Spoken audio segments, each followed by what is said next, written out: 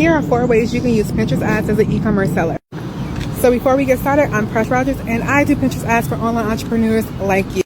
So the first way is, of course, to showcase your products, because you want to get more people seeing your products. You want to get more eyes on your products so that they can sell. The second way is to target a specific audience. So let's say you sell skincare products.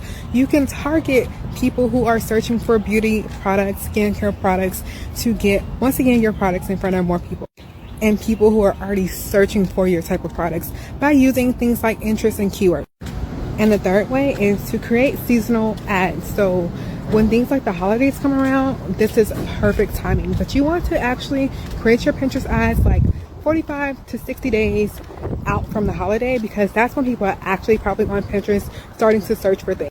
For example, you want to promote your holiday, like Christmas holiday products, in about October. And then the last way is to retarget. So you want to be able to retarget people who have visited your website, who have added things to cart. You want to get back in front of those people, and using your ads can be a perfect way to finally get that sale. So those are the 4 ways that you can use Pinterest ads to promote your e-commerce business.